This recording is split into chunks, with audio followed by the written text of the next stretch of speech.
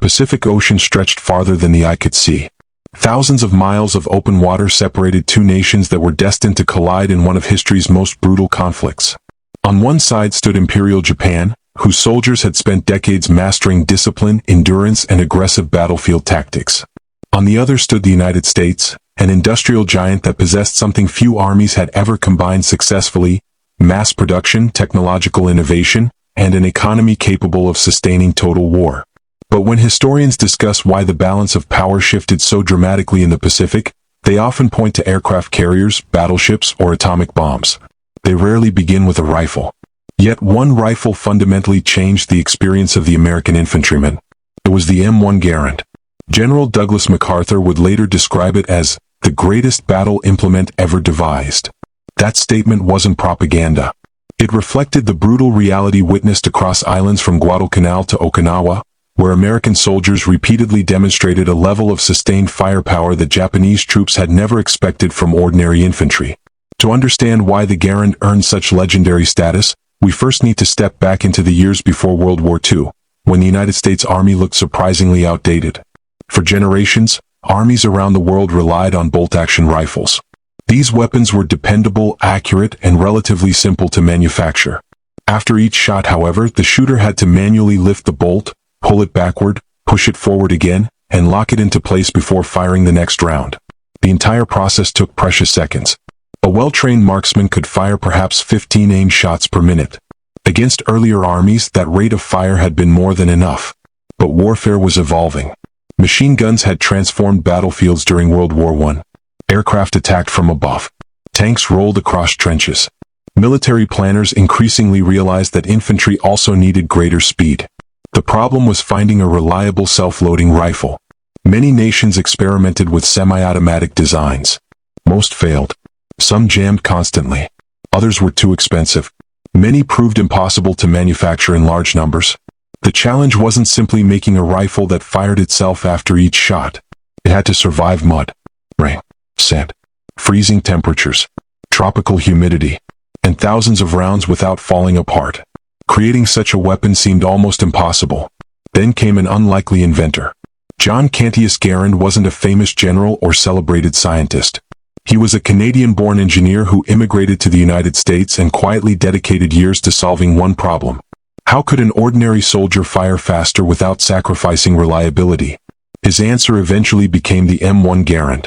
Unlike traditional bolt-action rifles, the Garand automatically loaded the next cartridge after every trigger pull. The soldier no longer had to work a bolt. Simply aim, fire, aim again, fire again. The difference sounded small on paper. On the battlefield, it changed everything. Instead of interrupting every shot with mechanical movement, soldiers maintained continuous pressure on their targets. They stayed focused. They kept their sights aligned. Most importantly, they remained dangerous. The Garand fired the powerful .30-06 Springfield cartridge, a round already respected for its impressive range and stopping power. This wasn't a lightweight compromise. It delivered serious battlefield performance. Its 8-round en-bloc clip became one of the rifle's defining characteristics. Once empty, the clip automatically ejected with the now famous metallic ping. That distinctive sound would become one of the most recognizable noises of World War II. Contrary to popular myths, there is little reliable evidence that Japanese soldiers consistently used the ping to identify empty rifles during combat. Real battlefields were chaotic, filled with explosions, machine gun fire, artillery, aircraft, shouting, and confusion. Under such conditions, hearing a single clip eject from dozens of yards away would have been extraordinarily difficult. The legend survives because it makes for a dramatic story. History is usually more complicated. When the U.S. Army officially adopted the M1 Garand in 1936, many military observers remained skeptical. Some officers worried it consumed ammunition too quickly. Others questioned whether average soldiers could maintain such a complicated firearm. Traditionalists believed bolt-action rifles had already proven themselves. Why replace something that worked?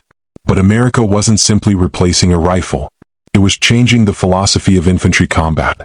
Instead of relying primarily on machine guns for sustained fire, every individual rifleman suddenly possessed dramatically greater offensive capability. Each soldier became more lethal. Each squad became stronger. Each platoon became harder to stop. The transformation wouldn't become fully apparent until war erupted across the Pacific. Meanwhile, Japan entered World War II with immense confidence. Its infantry relied primarily on the Arisaka rifle, one of the strongest bolt-action rifles ever produced. Japanese soldiers trained relentlessly with it. Accuracy mattered. Discipline mattered. Every shot counted. The Arisaka had earned a reputation for durability under harsh conditions. Its action was remarkably strong. Many firearms experts still admire its engineering today. But despite those strengths, one fundamental limitation remained. It was still a bolt-action rifle. Every shot demanded manual cycling. Every reload interrupted the shooter's rhythm. Every second spent operating the bolt became another opportunity for the enemy to fire first. For years, this disadvantage wasn't viewed as catastrophic. Most of the world's major armies still issued bolt-action rifles. Britain relied on the Lee Enfield. Germany fielded the Karabiner 98K. The Soviet Union issued the Mosin Nagant. Japan wasn't unusual. America was. That difference became increasingly important as the Pacific War expanded. When Japanese planners envisioned future battles, they expected aggressive assaults, close-range engagements, and overwhelming offensive spirit to defeat technologically superior opponents. They placed extraordinary faith in courage, in discipline, in relentless determination. Those qualities were undeniably real. Japanese soldiers repeatedly demonstrated astonishing bravery throughout the war. But courage alone could not overcome mathematics. When one soldier could fire aimed shots almost twice as quickly as another, the battlefield slowly tilted in his favor. Not because he was braver. Not because he was more skilled. Because his weapon multiplied his effectiveness. That realization would arrive painfully. Island by island. Beach by beach. Battle after battle. As American troops pushed deeper into the Pacific, Japanese officers began encountering something unexpected. Small American patrols generated volumes of rifle fire that seemed impossible for their numbers. Defensive positions erupted with continuous shooting. Counterattacks stalled under relentless streams of accurate fire. Again and again, reports described American infantry delivering firepower unlike anything Japanese planners had anticipated. The weapon itself hadn't won the war. No single rifle ever could. But it forced an entire army to rethink what modern infantry combat looked like. The Pacific was becoming more than a contest of strategy. It was becoming a contest of industrial innovation. And in that contest, the M1 Garand represented only the beginning. The rifle carried by an ordinary American infantryman had become one of the most advanced standard-issue weapons on Earth. Japan was about to discover exactly what that meant. Chapter 2. The M1 Garand changes modern warfare. December 7, 1941. As the smoke rose above Pearl Harbor, the United States was thrust into a global war unlike anything it had ever faced. Within hours, America was no longer preparing for conflict. It was fighting one. Across the Pacific, Japanese forces advanced with astonishing speed.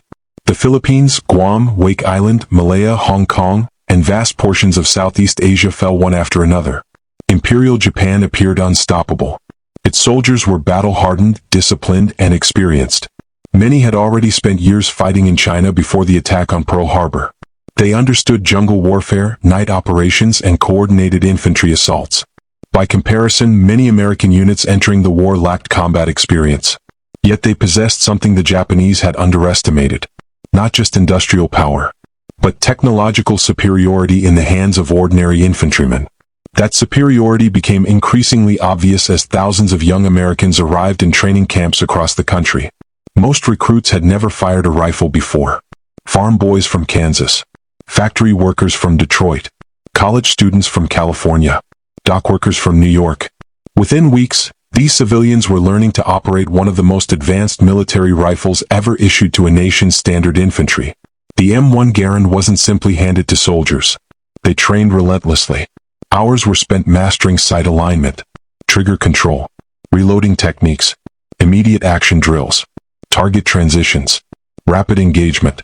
By the end of training, American riflemen could reload instinctively, fire accurately under pressure, and maintain a rate of fire that astonished observers from other nations. The Garand rewarded discipline. Unlike fully automatic weapons, it didn't encourage wasteful spraying. Instead, every trigger pull delivered a powerful .30-06 round with precision. Fast enough to dominate. Accurate enough to matter. As American troops crossed the Pacific, many had complete confidence in their rifle. That confidence would soon be tested. The first major proving grounds came during the brutal campaign for Guadalcanal. Dense jungle swallowed entire patrols. Rain turned trails into rivers of mud.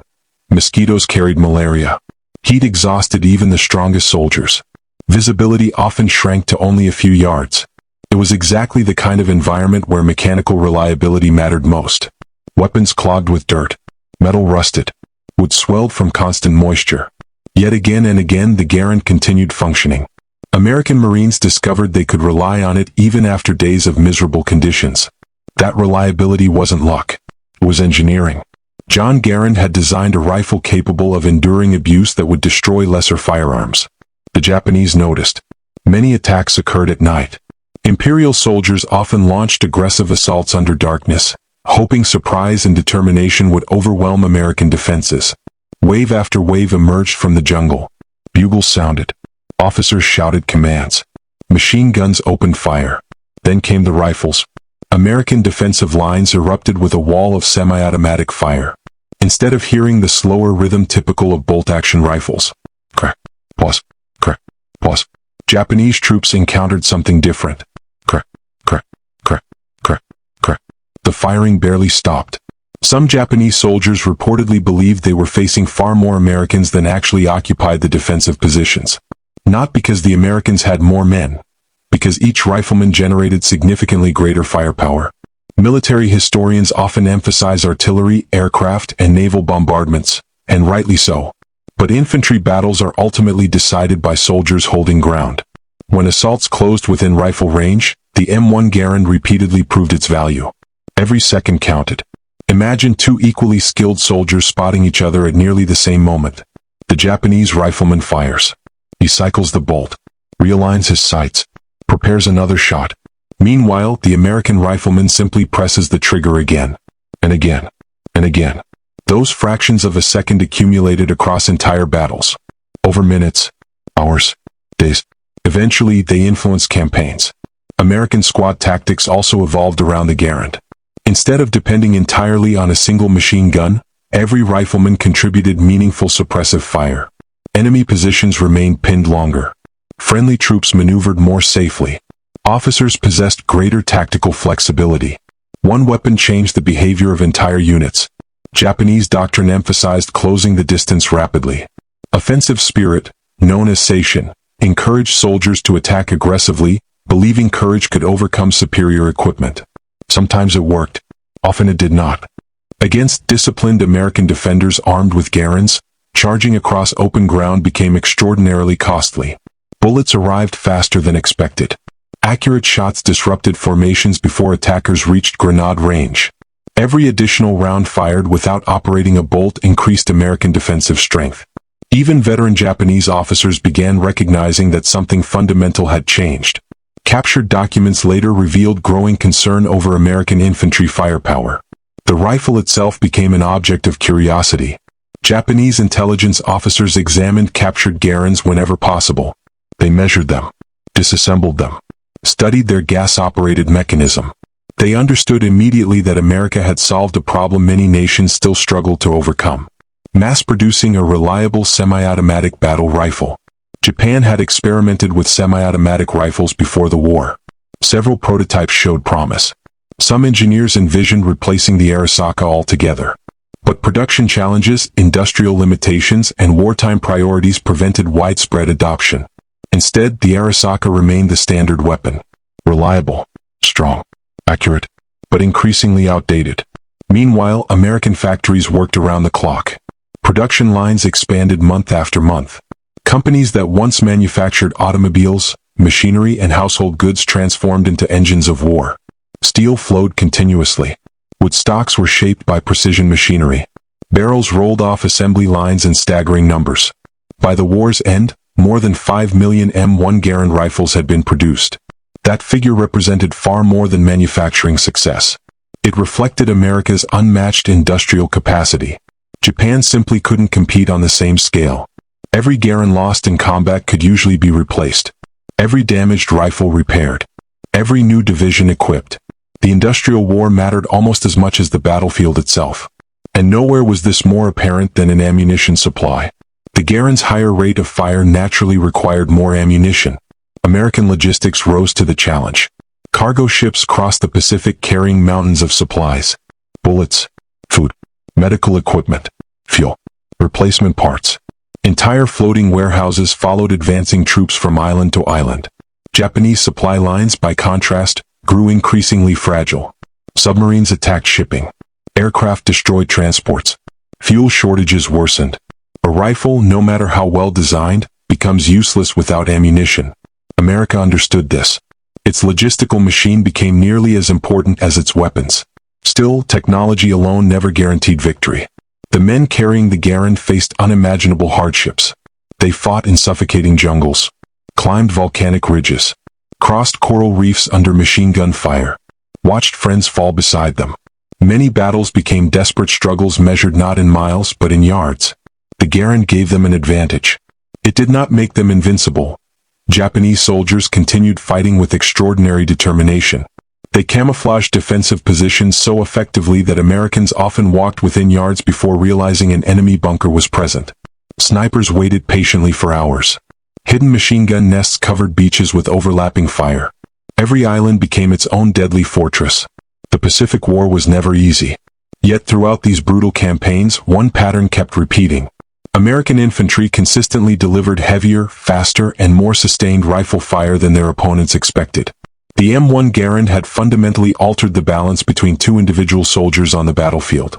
It reduced reaction time, increased firepower, improved battlefield confidence, and transformed the American rifleman into one of the most formidable infantry forces of World War II. The Japanese army had entered the war believing discipline and offensive spirit would compensate for technological differences. Now, after countless engagements across the Pacific, many commanders were forced to confront an uncomfortable truth. They were facing not just better-equipped soldiers, but an entirely new way of fighting. And the next battles would prove just how devastating that realization could become. Chapter 3. Japan's Arisaka faces a new enemy.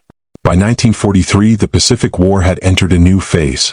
The lightning-fast Japanese offensives that had stunned the world in 1941 and early 1942 were over.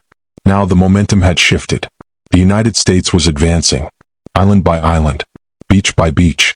Every mile toward Japan became another brutal fight, and every battle revealed the growing gap between America's industrial strength and Japan's ability to keep pace. For Japanese infantrymen, one weapon remained their constant companion: the Arisaka rifle. At first glance, it inspired confidence. Built with exceptional craftsmanship, the Arisaka was rugged, dependable, and capable of remarkable accuracy. Its bolt-action design was among the strongest ever fielded in military history, and modern firearms experts still recognize the strength of its receiver. To the soldiers who carried it, the Arisaka wasn't just a rifle. It was a symbol of duty. Every Japanese recruit spent countless hours learning its operation: loading, cycling the bolt, cleaning the barrel, fixing bayonets, firing from prone positions, moving through jungle terrain. The training emphasized precision and discipline rather than overwhelming firepower. Japanese doctrine taught that patience, stealth, and aggressive action would defeat technologically superior enemies. For years, those principles had delivered victories. But the Pacific battlefield was changing fast. American forces weren't simply arriving with more men. They were arriving with better equipment, greater logistical support, and rifles capable of putting more rounds on target in less time. The difference became painfully clear during countless jungle firefights. Imagine a Japanese rifle squad hidden beneath dense tropical foliage. The men remain perfectly still. Hours pass. Mosquitoes bite exposed skin. Humidity clings to every uniform. No one moves. The American troops appear along a narrow jungle trail. The Japanese commander gives the signal. The ambush begins. The first shots strike the lead American soldiers. For a brief moment, everything goes according to plan. Then the Garand's answer. Instead of the deliberate rhythm expected from bolt-action rifles, American fire erupts almost instantly. One rifle, then another, then another. 8 aimed shots from one soldier before a reload. The jungle echoes with a relentless series of sharp cracks. Japanese soldiers work their bolts as quickly as possible. Lift, pull, push, lock, aim again, fire, repeat. Every movement costs precious fractions of a second. Fractions that often determine survival. This wasn't merely a difference in engineering. It was a difference in battlefield tempo. The American riflemen could maintain pressure. The Japanese riflemen had to pause. Again and again. Those pauses became opportunities. American squads exploited them. Covering fire pinned defenders while other soldiers maneuvered around flanks. Machine guns added even greater suppression. Mortars followed. Then grenades. The Garand didn't operate alone. It worked as part of a combined system that magnified its strengths. Japanese officers quickly realized that defeating American infantry required more than bravery. They adapted their tactics. Rather than engaging in prolonged firefights, many units emphasized concealment and surprise. Camouflaged bunkers became nearly invisible. Snipers occupied treetops and caves. Underground tunnel networks connected defensive positions. Entire hillsides concealed interconnected fortifications. The objective wasn't to outshoot American infantry. It was to force them into close-range combat where technological advantages became less decisive. Some of the fiercest battles occurred on islands such as Tarawa, Saipan, Peleliu, and Iwo Jima. Each battlefield presented unique terrain. Coral reefs, volcanic rock, dense jungle, steep ridges, hidden caves. Every inch had to be captured by infantry, and every inch cost lives. American soldiers often described advancing toward bunkers that seemed impossible to locate until enemy fire erupted only yards away. The moment a hidden position revealed itself, reaction time became everything. Here again, the Garand proved invaluable that a soldier could fire multiple aimed rounds almost instantly without taking his eyes off the target. Against machine gun nests or concealed rifle positions, that speed frequently made the difference between suppressing the enemy or becoming the next casualty. Meanwhile, Japanese soldiers faced growing shortages that had nothing to do with courage. Food became scarce. Medical supplies dwindled. Replacement rifles arrived less frequently. Ammunition was carefully rationed. Some isolated garrisons received almost no resupply for months. The American industrial machine, by contrast, seemed unstoppable. Cargo ships continuously delivered fresh rifles, ammunition, fuel, food, uniforms, and replacement equipment. When one Garand became damaged beyond repair, another usually replaced it. For many Japanese units, there would be no replacement. Every rifle lost became a permanent loss. Every experienced soldier killed represented years of training that Japan could no longer afford. As American bombers expanded their campaigns against Japanese industry, the situation worsened. Factories struggled. Transportation networks suffered constant attacks. Steel production declined. Manufacturing quality became increasingly difficult to maintain. The Arisaka itself remained a capable weapon. The problem wasn't the rifle alone. It was the nation trying to produce it under impossible conditions. By late 1944, some emergency production rifles showed simplified manufacturing techniques. Finishes became rougher. Machining grew less refined. Quality varied more than before. These last-ditch rifles reflected Japan's desperate wartime circumstances rather than flaws in the original design. Even so, experienced Japanese marksmen continued demonstrating remarkable skill. A well-hidden sniper armed with an Arisaka remained a deadly threat. American troops never underestimated their enemy. Veterans quickly learned that one careless movement could attract accurate rifle fire from positions almost impossible to detect. Respect for Japanese marksmanship grew throughout the Pacific campaigns. Yet respect did not erase reality. On average, the American infantrymen possessed a technological advantage that became increasingly difficult to overcome. Captured Garands fascinated Japanese engineers. Some were sent to research facilities. Others were examined by ordnance specialists hoping to understand America's manufacturing methods. How had the United States managed to build millions of reliable semi-automatic rifles while most nations still relied on manually operated designs? The answer wasn't a single invention. It was the combination of engineering, standardization, industrial capacity, and logistics. America had created an entire system capable of supporting advanced weapons on a massive scale. Japan simply lacked the industrial resources to match it by that stage of the war. The battlefield reflected that imbalance. Each new island campaign widened the gap. At Saipan, American forces demonstrated overwhelming firepower despite determined Japanese resistance. At Peleliu, one of the bloodiest battles of the Pacific, the Garand's rapid fire helped Marines survive against deeply entrenched defenders. At Iwo Jima, every cave, bunker, and tunnel became a deadly obstacle. Even there, where the fighting often occurred at extremely close range, American riflemen relied heavily on the Garand's ability to deliver fast, accurate follow-up shots. The rifle became more than equipment. It became a source of confidence. Veterans later recalled trusting their Garand completely. Many believed it would fire whenever they needed it most. That trust matters in combat. A soldier uncertain about his weapon hesitates. A soldier who trusts it reacts immediately. Across the Pacific, countless American infantrymen developed that confidence through experience. Japanese soldiers developed something else. An increasing awareness that they were fighting an enemy whose technological advantages continued to grow with every passing month.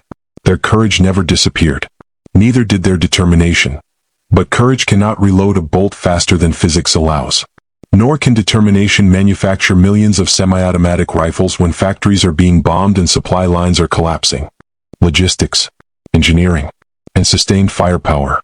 The M1 Garand embodied all of those advantages. The Arisaka represented the peak of an earlier era.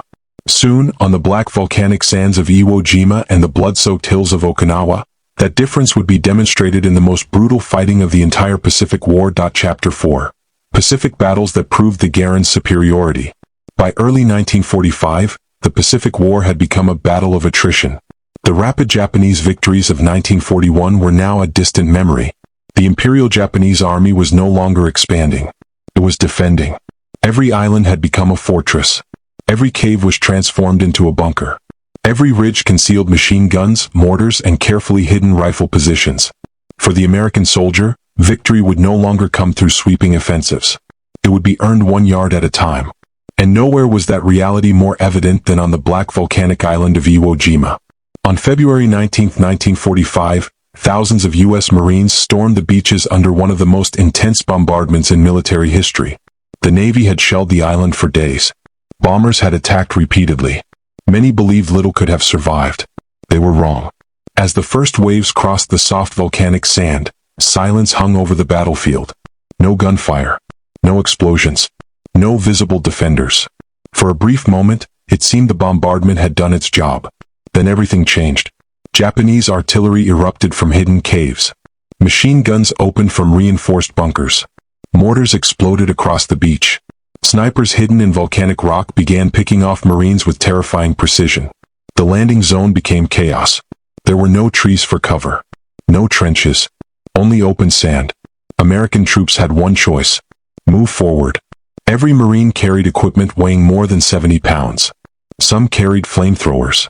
Others hauled machine gun ammunition. Many clutched one weapon that would become their lifeline. The M1 Garand. As squads advanced toward Mount Suribachi, they encountered defensive positions unlike anything seen earlier in the war. Japanese engineers had constructed hundreds of interconnected tunnels. Destroying one bunker often accomplished little.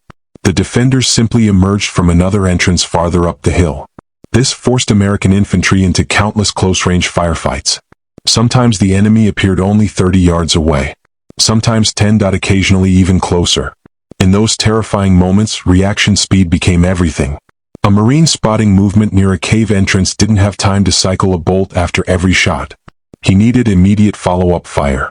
The Garand provided exactly that.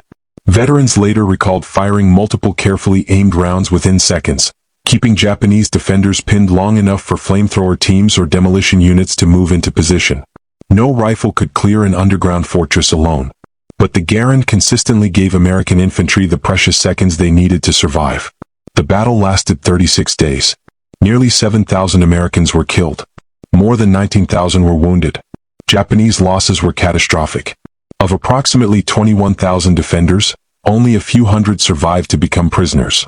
It was one of the bloodiest battles in Marine Corps history. The Garand did not eliminate the suffering. It helped countless Marines endure it. Only weeks later, an even greater challenge awaited. Okinawa. The largest amphibious assault of the Pacific War. Unlike earlier islands, Okinawa was home to hundreds of thousands of civilians. Its capture would place American bombers within direct range of the Japanese home islands. Both sides understood its importance. Japan committed over 100,000 troops to defend it. Their strategy had evolved dramatically. Instead of launching massive suicidal charges early in the campaign, commanders focused on layered defensive belts. Caves, concrete bunkers, reverse slope positions hidden behind hills, mutually supporting machine gun nests. Every American advance triggered carefully coordinated fire. Rain turned roads into rivers of mud. Heavy artillery shook the ground day and night. Kamikaze attacks devastated Allied naval forces offshore. The battlefield became one of the harshest environments imaginable. Infantry fought not only the enemy, but exhaustion, disease, constant rain, and psychological strain. Once again, the Garand proved its value. American platoons frequently encountered sudden resistance while moving through valleys or climbing ridges. A hidden bunker would erupt with machine gun fire. Instantly, riflemen answered with rapid, accurate shots, suppressing defenders long enough for supporting weapons to engage. Every second mattered. Every burst of accurate rifle fire saved lives. Japanese soldiers remained extraordinarily determined. Many fought until their ammunition was exhausted. Others launched desperate nighttime infiltration attacks. American defensive lines often came under surprise assault after dark. Visibility disappeared. Confusion spread quickly. Under such conditions, soldiers trusted instinct more than anything else. The ability to fire 8 aimed rounds without manually operating a bolt gave American defenders a decisive edge during these chaotic encounters. Night after night, Garands echoed across Okinawa's hills. Not because they guaranteed victory, but because they helped prevent defensive lines from collapsing under relentless pressure. The contrast between American and Japanese logistics had also become impossible to ignore. American supply ships anchored offshore delivered everything imaginable: fresh ammunition, replacement rifles, medical supplies, fuel, food, engineering equipment. Entire hospitals floated aboard specially equipped ships. The United States had mastered not only manufacturing, but sustaining war across an ocean thousands of miles wide. Japan faced the opposite reality. Its navy had suffered devastating losses. Merchant shipping had been crippled by American submarines. Fuel shortages limited transportation. Entire units received little or no resupply. Some soldiers fought with dangerously low ammunition. Others suffered severe malnutrition. Many wounded men lacked even basic medical treatment. No matter how well designed the Arisaka rifle remained, it could not compensate for a collapsing logistical system. Modern warfare demanded more than courage. It demanded industry, transportation, fuel, steel, factories, replacement parts. America possessed all of them. Japan increasingly possessed none. By the summer of 1945, Allied intelligence had begun planning something unprecedented: an invasion of the Japanese home islands. The projected operation carried staggering casualty estimates. Military planners expected millions of civilians to resist. Thousands of hidden defensive positions. Fanatical last stands. Entire cities transformed into battlefields. If the invasion occurred, American infantry equipped with M1 Garands would once again form the backbone of the assault. But history took a different path. In August 1945, 2 atomic bombs changed the course of the war forever. Japan announced its surrender soon afterward. The Pacific War was over. When American occupation forces entered Japan, many Japanese officers finally had the opportunity to closely examine the weapons that had confronted them throughout years of brutal fighting. Among those weapons, one repeatedly drew attention: the M1 Garand. It represented far more than a successful rifle. It symbolized an entirely different philosophy of warfare.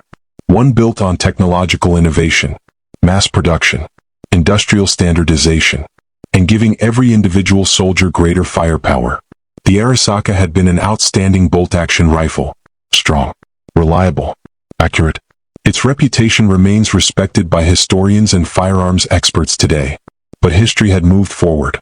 The Garand demonstrated that the future belonged to reliable semi-automatic battle rifles. That lesson would influence military development across the world for decades to come.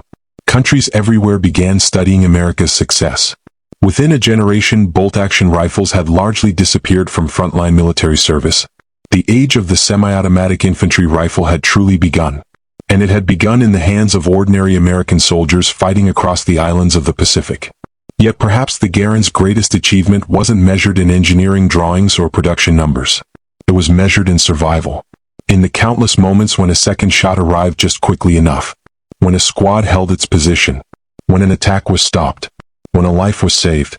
The rifle itself never decided the outcome of World War II. No single weapon ever could. But in battle after battle, from the jungles of Guadalcanal to the volcanic slopes of Iwo Jima and the rain-soaked hills of Okinawa, the M1 Garand gave American infantrymen an advantage their enemies could neither ignore nor match. Chapter 5. Why the M1 Garand became a legend. When the guns finally fell silent in 1945, the world was left to measure the true cost of World War II. More than 60 million people had lost their lives. Entire cities had been reduced to rubble. Empires had collapsed. New superpowers had emerged. And military technology had advanced faster in 6 years than it had in decades before. Among the tanks, aircraft carriers, bombers, submarines, and artillery that defined the conflict, one weapon quietly earned a place in history. Not because it was the biggest, not because it was the most destructive, but because it changed the life of the ordinary infantryman. The M1 Garand. Its story did not end when Japan surrendered. In many ways, that was only the beginning of its legacy. As Allied forces occupied Japan, military analysts from around the world studied every lesson of the Pacific War. One conclusion appeared again and again. The era of the standard-issue bolt-action rifle was coming to an end. For more than half a century, bolt-action rifles had dominated battlefields. From the Boer War, to World War I, to the opening years of World War II. They had served millions of soldiers with remarkable reliability. Japan's Arisaka, Germany's Karabiner 98K, Britain's Lee Enfield, Russia's Mosin Nagant. All were respected weapons. All had proven themselves in combat. But the Pacific War revealed a fundamental truth. The infantryman who could fire accurately without manually cycling a bolt possessed a measurable advantage. Not because he was a better soldier. Because his rifle allowed him to remain focused on the fight. Every trigger pull required less movement, less interruption, less time. That seemingly simple improvement reshaped infantry combat forever. The M1 Garand wasn't perfect. No weapon is. Its 8-round N-block clip limited ammunition capacity compared to later detachable box magazines. The rifle was relatively heavy, weighing nearly 10 pounds when loaded. Its length made movement through thick jungle, dense vegetation, and confined spaces more challenging than with shorter carbines. Some soldiers preferred the lighter M1 carbine for certain roles, particularly officers, paratroopers, and support troops. Yet when raw battlefield effectiveness mattered most, the Garand consistently earned the confidence of those who carried it. Veterans often described the rifle with remarkable affection. Many recalled the solid feel of its walnut stock, the distinctive recoil of the .30-06 cartridge, the unmistakable metallic ping when the empty clip ejected. For countless American soldiers, those sounds became inseparable from memories of survival.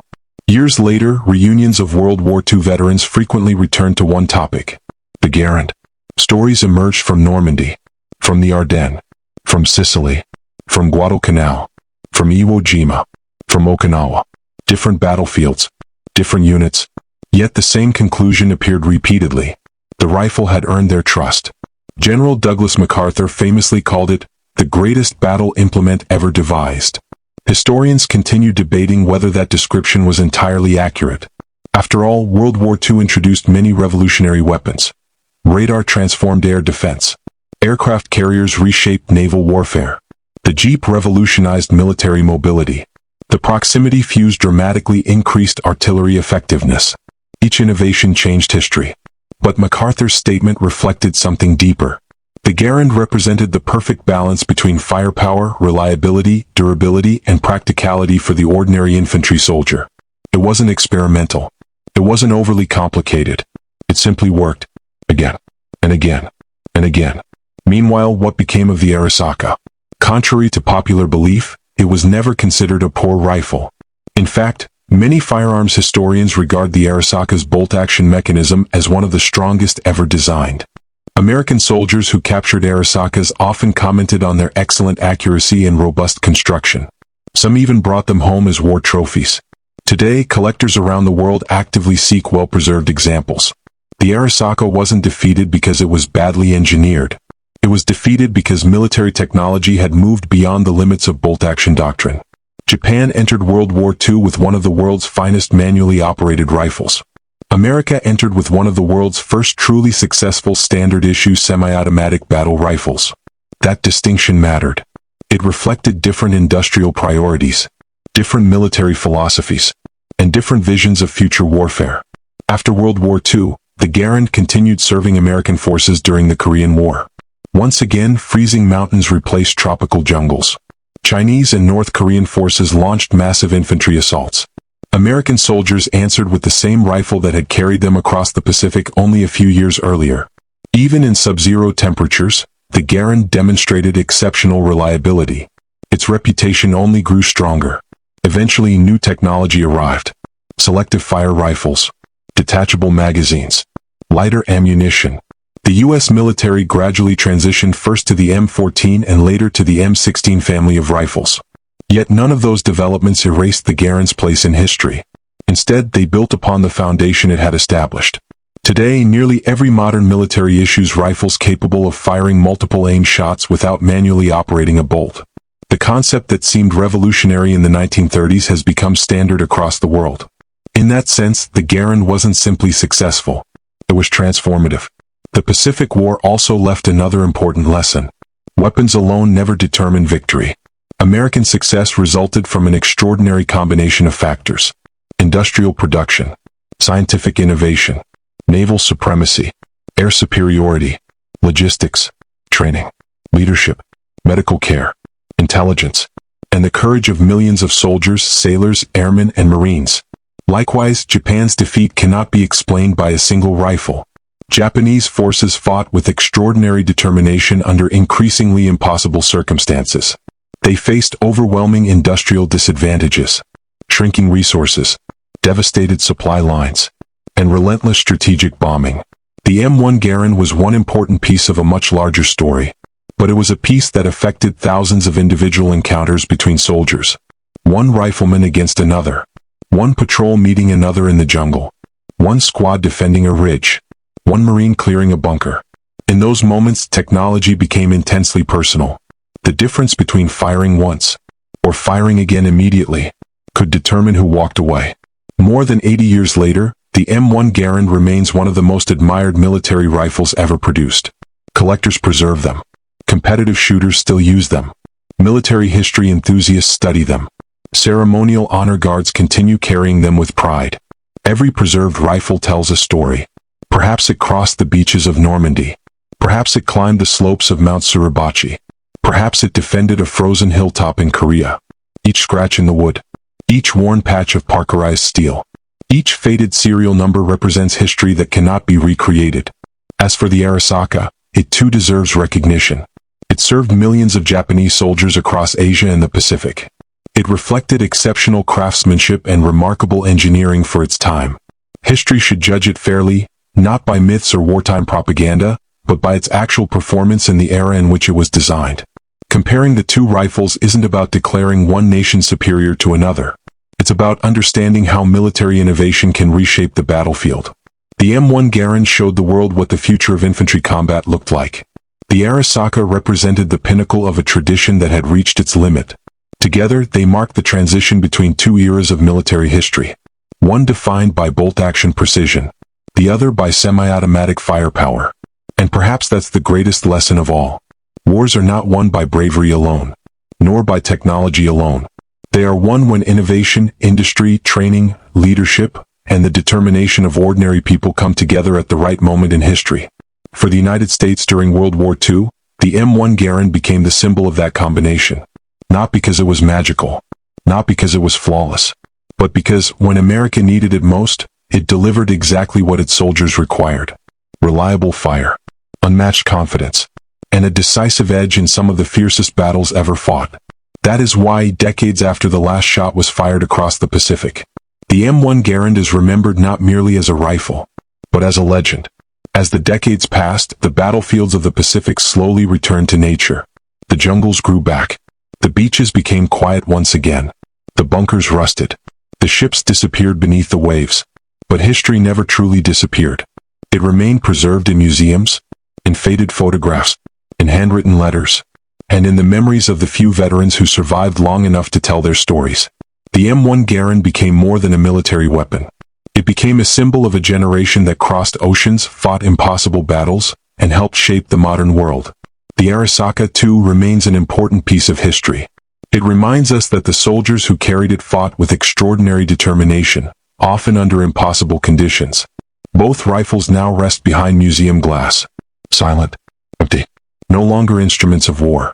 Instead, they serve as reminders of the terrible price nations pay when diplomacy fails. The Pacific War was never simply a contest between two rifles. It was a struggle involving millions of people whose lives were forever changed by conflict. The comparison between the M1 Garand and the Arisaka reveals more than differences in engineering. It reveals how innovation, industrial capacity, logistics, training, and strategy can shape the outcome of history. Technology matters. Leadership matters. Preparation matters. But above all, human lives matter.